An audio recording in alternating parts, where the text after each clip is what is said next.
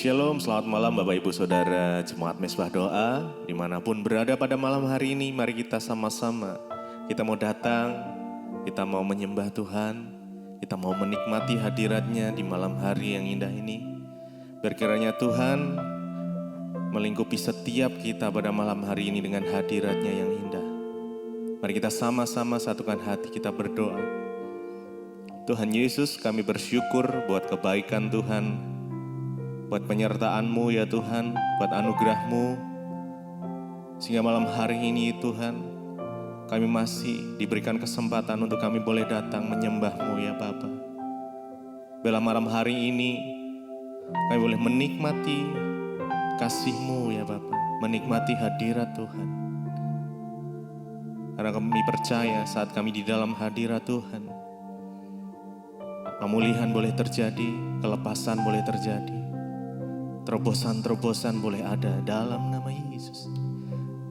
Terima kasih, biar kami tenang di dalam hadirat-Mu ya Tuhan. Biar mengalir kuasa-Mu pada malam hari ini. Terima kasih Bapak, terima kasih. Penuhi setiap kami ya Tuhan. Yes, Jesus, Jesus. Mari sama-sama kita datang sembah Dia. Mari nyatakan.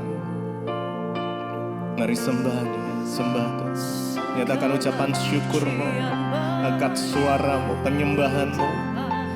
Pujian yang terbaik hanya bagi-Mu ya Tuhan. Engkau yang bertahta atas pujian kami, penyembahan kami. Yes, Jesus, Jesus. Terima kasih Tuhan. Oh Yesus. Biar mengalir kuasa dari tempat yang maha tinggi. Oh Tuhan, mengalir hadirat-Mu Yesus. Hadirat-Mu Tuhan, memulihkan, menyembuhkan, memberikan pengharapan, kekuatan bagi kami. Terima kasih Yesus. Terima kasih Tuhan. Mengalir kuasa dari tempat maha tinggi, Bapa kekal mulia, Kau hadir di sini, memulihkan hati, menyembuhkan yang terluka. Ku kan tenang bersama-Mu, Bapa. Mengalir kuasa dari tempat maha tinggi, Bapa kekal mulia, Kau hadir di sini, memulihkan hati, menyembuhkan yang terluka. Ku kan tenang bersama-Mu, Bapa. Mengalir kuasa dari tempat maha tinggi, Bapa kekal mulia, Kau hadir ya Tuhan Yesus, memulihkan hati, menyembuhkan yang terluka. Tenang bersama-Mu, Bapa. Mengalir kuasa dari tempat maha tinggi, Bapa kekal mulia, Kau hadir di sini, memulihkan hati, menyembuhkan yang terluka. Ku kan tenang bersamamu Bapa.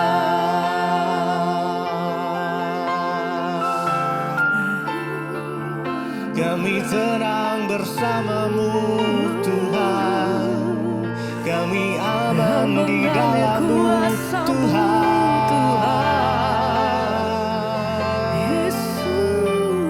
Engkaulah sumber kemenangan kami,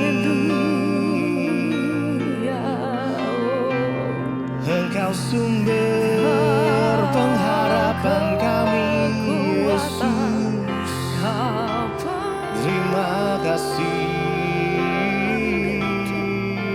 Tuhan. Mengalir kuasa dari tempat maha tinggi, Bapa kekal mulia, Kau hadir di sini, memulihkan hati, menyembuhkan yang terluka. Ku kan tenang bersamamu Bapa. Mengalir kuasa-Mu ya Tuhan, mengalir kuasa dari tempat maha tinggi, Bapa kekal mulia, Engkau hadir di tengah-tengah kami ya Tuhan.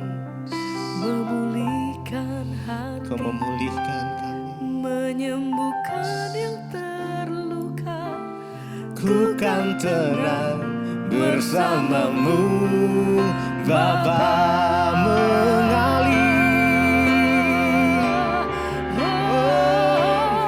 Mengalir kuasa dari tempat maha tinggi, Bapa. Bapa kekal mulia, Kau hadir di sini, memulihkan hati, menyembuhkan yang terluka. Ku kan tenang bersamamu Bapa. Mengalir kuasa dari tempat maha tinggi, Bapa kekal mulia, Kau hadir di sini, memulihkan hati, menyembuhkan yang terluka. Ku kan tenang bersamamu Bapa. Kami tenang bersamamu Tuhan, hanya kepadamu Yesus.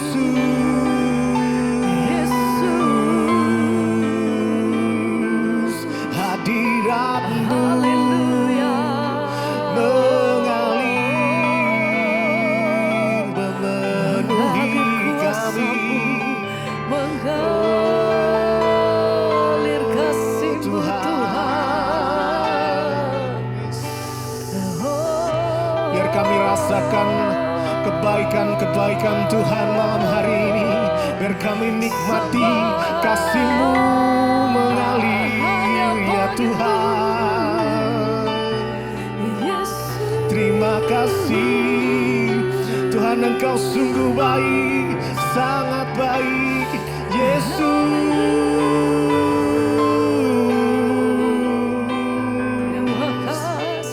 Terima kasih ya Tuhan.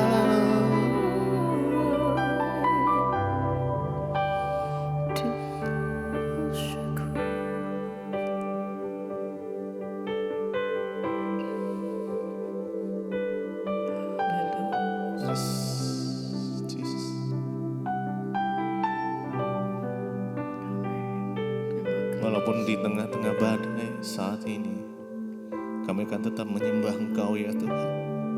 Kami akan terbang bersama-Mu. Kami tetap tenang di dalam hadirat-Mu ya Tuhan. Terima kasih Yesus.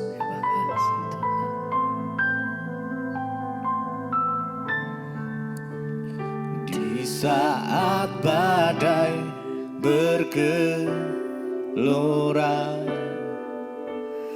ku akan terbang bersamamu. Bapa kau Raja atas semesta. Kami tenang, ku tenang sebab kau Allahku.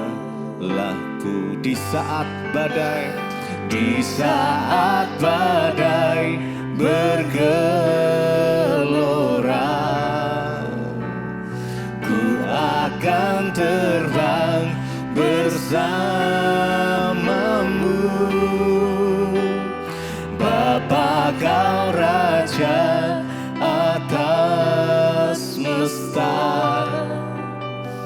ku tenang sebab kau Allahku. Di saat badai bergelora,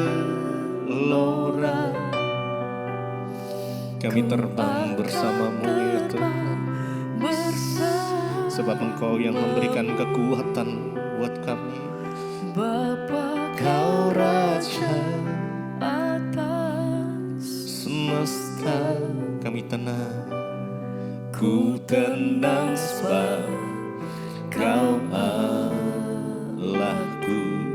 Bisa, mari dengan segenap hatimu nyatakan, dengan segenap imanmu,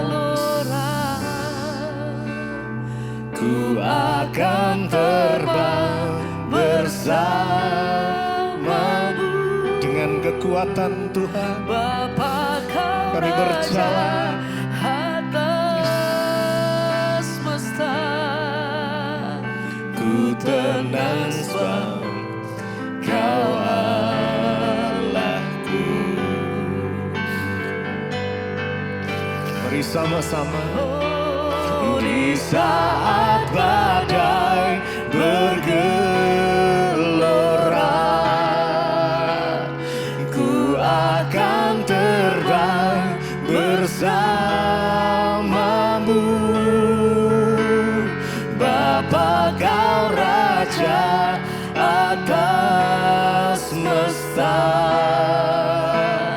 ku tenang sebab kau Allahku. Mari lebih lagi. Di saat badai bergelora, ku akan terbang bersamamu. Bapa kau Raja atas semesta, ku tenang sebab kau Allahku.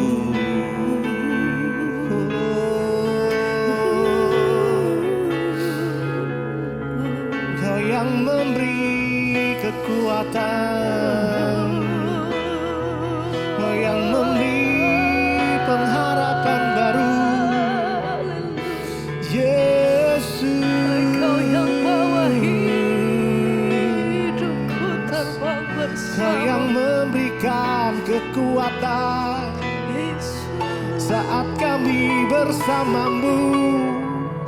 Tak ada yang mustahil, tak ada yang tak mungkin bagi Tuhan. Sebab kami percaya hanya kepadamu Yesus. Kaulah pemilik hidup kami Tuhan. Di saat badai bergelora, ku akan terbang bersamamu. Bapa kau Raja atas semesta, ku tenang sebab kau Allahku. Di saat badai bergelora,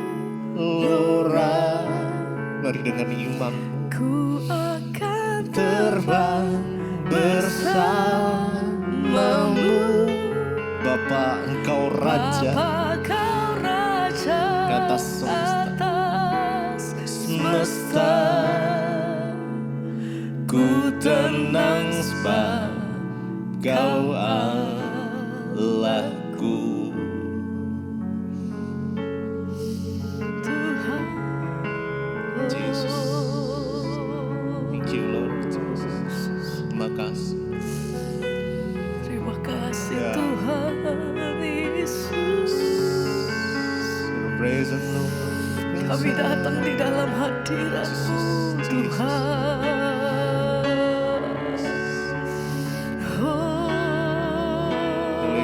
Haleluya, haleluya.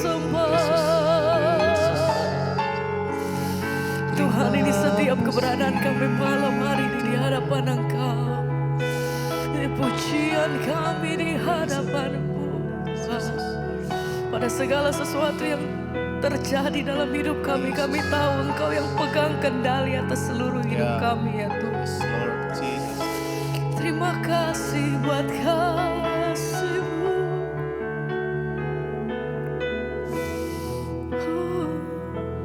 Hanya Kau yang menjadi tempat jawaban. Hanya Kau tempatku berharap. Berjalan bersamamu ku takkan goyah, sebab tangan kasih-Mu amin. tersedia bagiku. Selamanya Kau ku cinta. Hanya Kau yang menjadi tempat jawaban. Hanya Kau tempatku berharap.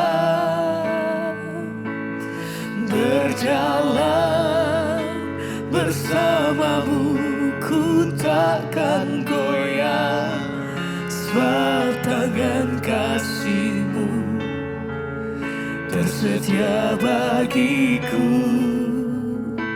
Selamanya Kau ku cinta. Hanya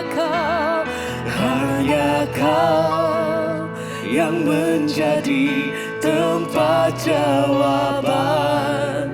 Hanya Kau tempatku berharap. Berjalan bersamamu ku takkan goyah, sebab tangan kasih-Mu tersedia bagiku. Selamanya Kau ku cinta.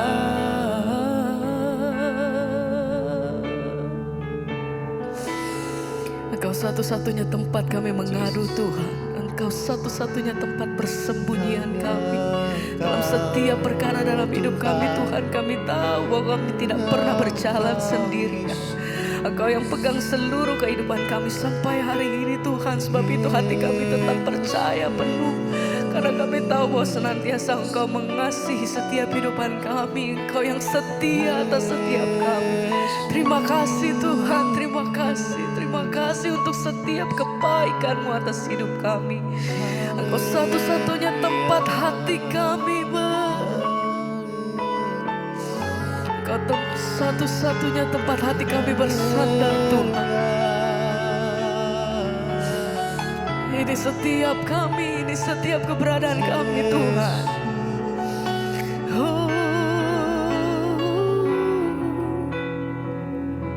Hanya Kau yang menjadi tempat jawaban. Hanya Kau tempatku berharap.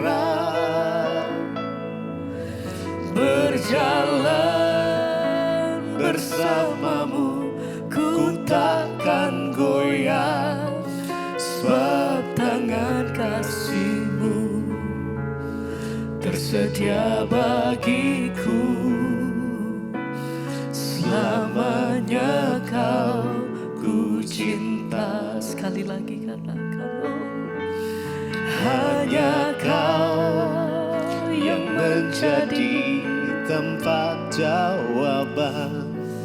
hanya Kau tempatku berharap. Berjalan bersamamu ku takkan goyah, sebab tangan kasih-Mu tersedia bagiku. Selamanya Kau ku cinta. Terima kasih Bapa, kami mengucap syukur buat hari ini, hari yang Tuhan jadikan. Terima kasih penyertaan Tuhan sempurna bagi setiap kami, buat kami yang ada di sini. Kami boleh bangun dengan tubuh yang sehat, tidak kurang suatu apapun. Bagi yang ada di Indonesia, Tuhan, terima kasih pemeliharaan-Mu sepanjang hari ini. Kami rindu mendengar firman-Mu, bahkan mendengar kesaksian yang sudah kami alami. Terima kasih Bapa, dalam nama Yesus kami mengucap syukur. Haleluya. Amin, amin, amin. Iya, shalom saudara, selamat pagi. Di sini saya selamat pagi ya. Di sini jam 6 pagi. Saya lagi ada di Colorado, tapi di pegunungan Aspen ya. Jadi dari Colorado 3 jam kami ke pegunungan Aspen, sekalian menikmati salju di sini ya. Jadi sekarang di sini saljunya lagi tebal saudara. Ya puji Tuhan, tapi Tuhan pelihara kita semua tetap sehat dalam Tuhan. Ya selamat malam buat yang ada di Indonesia. Kita berjumpa kembali di Mesbah Doa. Dalam segala keadaan saya tetap berkomitmen untuk kita boleh terus ketemu di Mesbah Doa ya saudara ya. Supaya kita terus belajar firman Tuhan dimanapun kita berada. Mari kita prioritaskan Tuhan sebagai yang nomor 1 dalam hidup kita. Karena itu saya juga tahu kerinduan saudara di Mesbah Doa ini saudara ya. Hampir 50.000 ya pelanggan jemaat setia Mesbah Doa yang rindu dan haus akan kebenaran firman Tuhan. Karena itu saya tidak mau melewatkan satu hari tanpa kita boleh sama-sama ada di Mesbah Doa. Iya baik, kita akan melanjutkan bacaan firman Tuhan. Namun sebelumnya saya akan bacakan kesaksian yang sudah masuk ya. Shalom Ibu Debbie.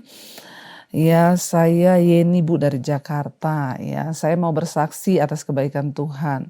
Saya ini pengikut setia Mesbah Doa dan juga Mesbah Syukur sejak awal pandemi.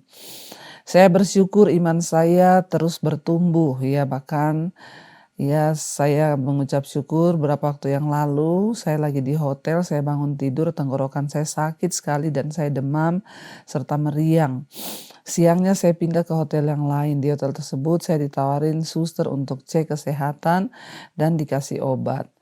Ternyata tensi saya tinggi 170/100. Saya terus memuji Tuhan dan saya terus ya berdoa, bahkan saya angkat perjamuan kudus yaitu tubuh dan darah Yesus. Ya malam saya tidur nyenyak dan besok bangun pagi saya masih pusing. Namun saya terus berdoa, saya juga minum perjamuan kudus. Ya puji Tuhan saya sudah bisa jalan-jalan dan temenin anak-anak saya main. Sekitar 8 tahun yang lalu memang saya konsumsi obat darah tinggi Bu. Tapi saya punya kerinduan untuk melepas obat tersebut. Saya tidak mau bergantung dan puji Tuhan ya sekitar Agustus ini tensi saya bisa normal kembali. Ya dan sekarang malah tensi saya turun Bu. Habis itu saya sudah lepas dari obat dan sekarang tensi saya sudah normal. Saya sudah tidak terikat dengan obat karena tensi darah saya sekarang normal. Terima kasih Ibu Debbie, Tuhan Yesus memberkati Ibu sekeluarga. Puji Tuhan, amin, amin, amin. Saudara, ya tidak ada perkara yang mustahil ya. Mungkin bagi sebagian orang berkata kalau darah sudah tinggi itu ya pasti harus minum obat darah tinggi terus. Tapi ketika Tuhan berkata itu bisa, ya tidak ada perkara yang mustahil, maka Tuhan sanggup melakukan. Ya puji Tuhan dari kesaksian Ibu ini kita melihat ya bahwa ya Ibu mengalami mujizat Tuhan. Ya bagaimana sekarang Ibu disembuhkan Tuhan, sekarang tensinya sudah normal dan sekarang tidak terikat obat darah tinggi lagi. Tidak ada perkara yang mustahil bagi Tuhan.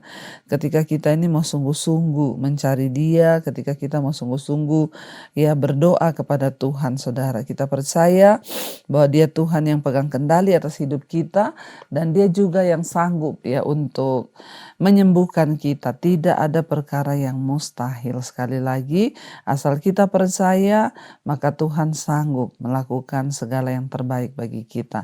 Baik saudara, kita akan melanjutkan pembacaan firman Tuhan hari ini.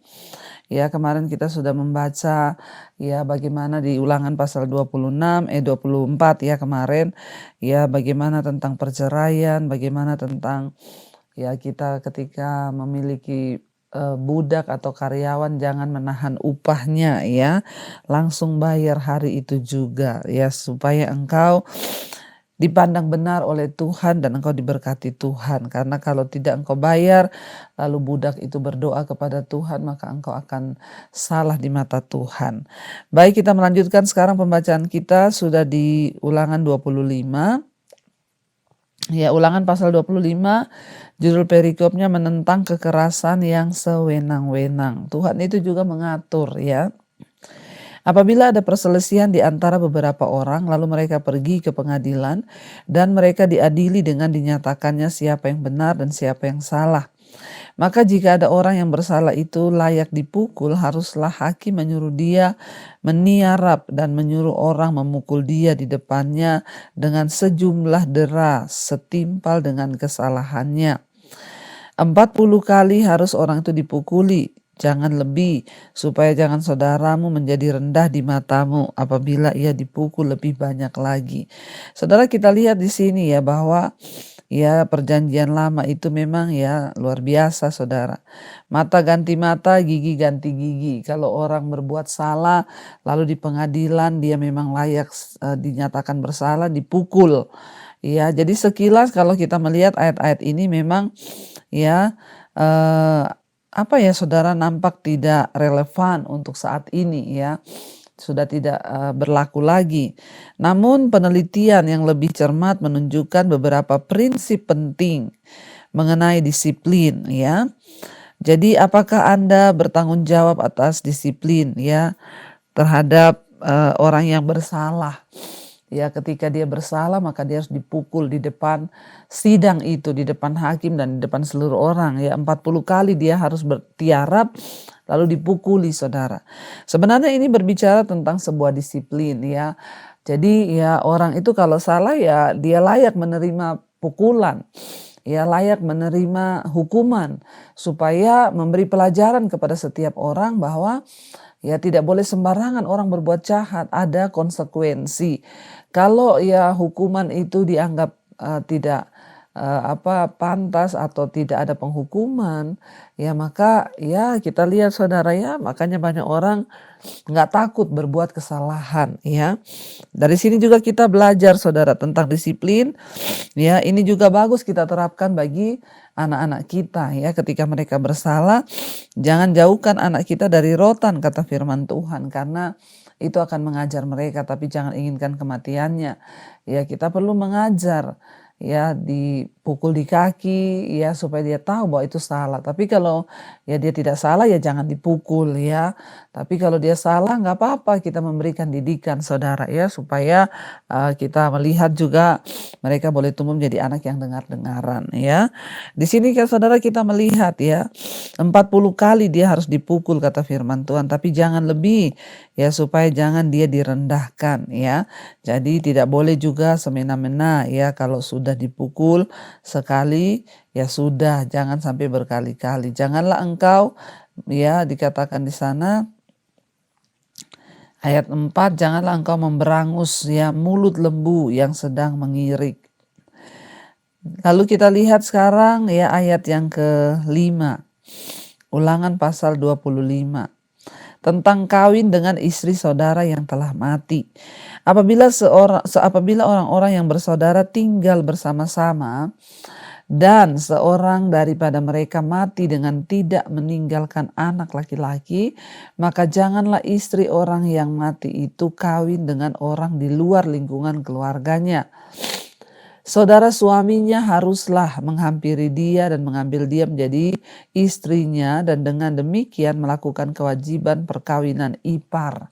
Ya, ini perjanjian lama. Jadi sekarang kita sudah tidak lagi harus melakukan yang seperti itu. Dikatakan, jadi kalau ada orang yang bersaudara dua, misalnya cowok, lalu saudaranya laki mati dan istrinya itu belum punya anak, ya terutama anak laki-laki, maka istri itu tidak boleh kawin dengan orang luar, tapi dia harus kawin dengan iparnya sendiri supaya memberikan anak bagi keluarga itu. Namanya perkawinan ipar.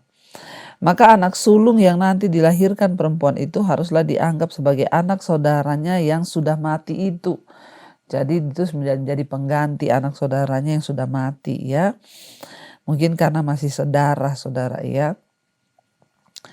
Dikatakan maka anak sulung yang nanti dilahirkan perempuan itu haruslah dianggap sebagai anak saudara yang sudah mati itu. Supaya nama itu jangan terhapus dari antara orang Israel, agar keturunan namanya masih tetap ada ya. Tetapi jika orang itu tidak suka mengambil istri saudaranya, maka haruslah istri saudaranya itu pergi ke pintu gerbang menghadap para tua-tua serta berkata, iparku menolak menegakkan nama saudaranya di antara orang Israel. Ia tidak mau melakukan kewajiban perkawinan ipar dengan aku. Kemudian para tua-tua kotanya harus memanggil orang itu dan berbicara dengan dia. Ya, jika ia tetap berpendirian dengan mengatakan aku tidak suka mengambil dia sebagai istri, maka haruslah istri saudaranya itu datang kepadanya di hadapan para tua-tua, menanggalkan kasut orang itu dari kakinya, meludahi mukanya sambil menyatakan beginilah harus dilakukan kepada orang yang tidak mau membangun keturunan saudaranya. Dan di antara orang Israel namanya haruslah disebut kaum yang kasutnya ditanggalkan orang. Ya, jadi peraturan pada zaman perjanjian lama itu memang ya saudara ya seperti ini kita lihat ya. Kalau dia tidak mau menikah ya sebenarnya kan tidak boleh dipaksa ya. Jadi apakah maksud dari peraturan dalam perjanjian lama ini? Ya, jadi jika kita melihat saudara ya bahwa ya orang itu tidak bisa juga dipaksa kalau memang dia tidak mau menikah. Ya, hukum ini menguraikan tentang pernikahan. Ya, pernikahan anggan, yaitu pernikahan seorang janda dengan saudara laki-laki suaminya yang meninggal. Jadi tujuan dari pernikahan tersebut sebenarnya adalah untuk melanjutkan nama dari keluarga atau keturunan. Ya, pertalian keluarga itu merupakan aspek penting dalam kebudayaan Israel pada zaman dulu. Ya, jadi cara terbaik untuk diingat adalah melalui garis keturunan. Bila seorang janda menikah dengan orang yang berada di luar keluarga, maka garis keturunan itu hilang, saudara ya. Tetapi ya kalau kita lihat di sini ya, jika ya dia tidak mau menikah, maka ya hukum-hukum Israel itu berbicara. Jadi kita lihat di sana ya, dia harus bertemu dengan seluruh tua-tua, lalu ditanggalkan kasutnya, lalu mukanya diludahi oleh ya perempuan itu yang tidak mau dinikahi itu, yang tidak mau menikahinya. Tapi ya ini perjanjian lama dan tidak bisa diterapkan ya sekarang saudara.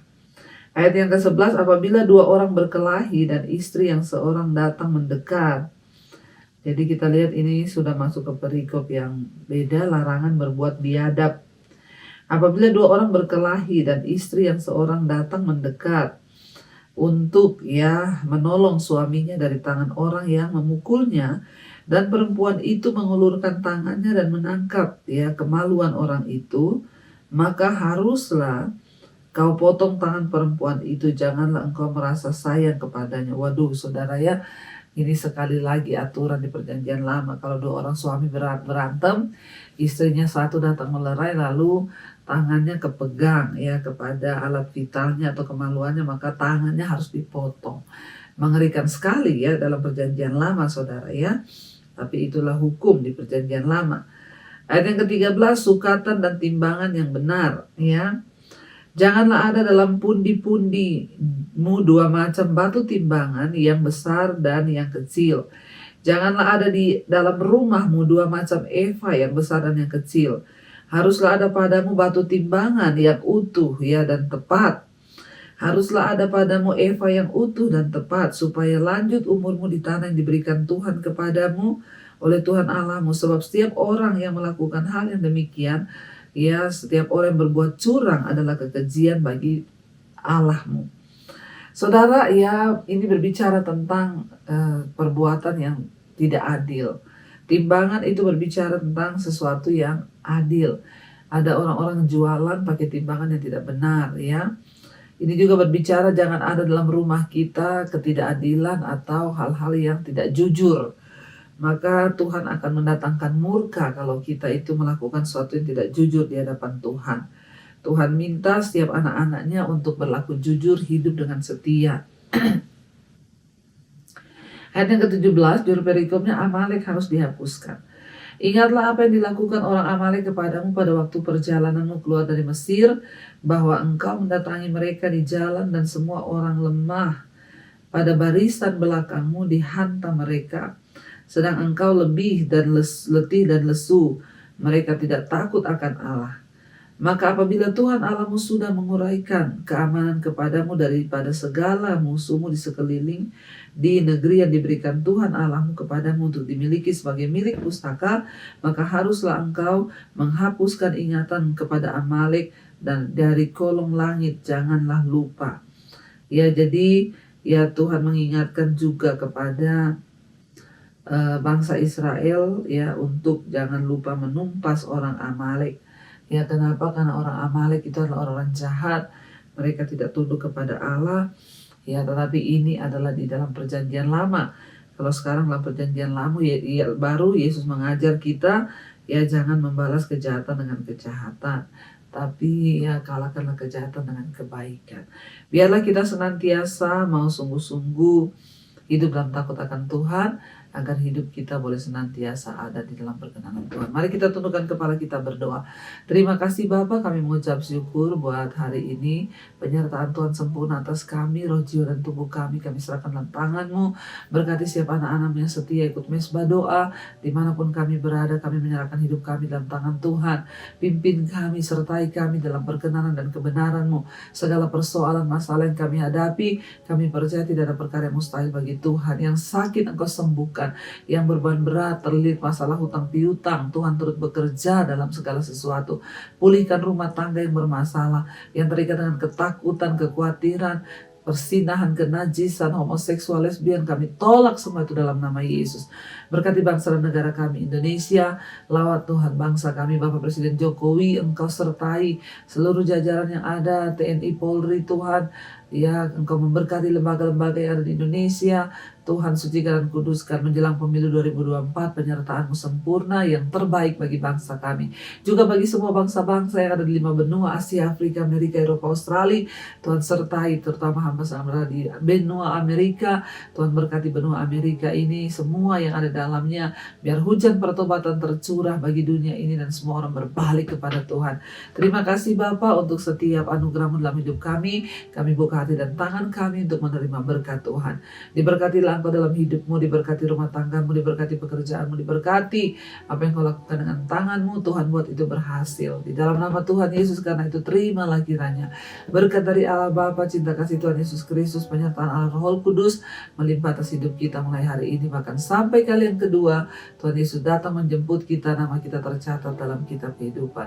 Dalam nama Tuhan Yesus yang percaya diberkati Tuhan, katakan bersama amin, amin, amin. Tuhan Yesus memberkati. Shalom dan Immanuel.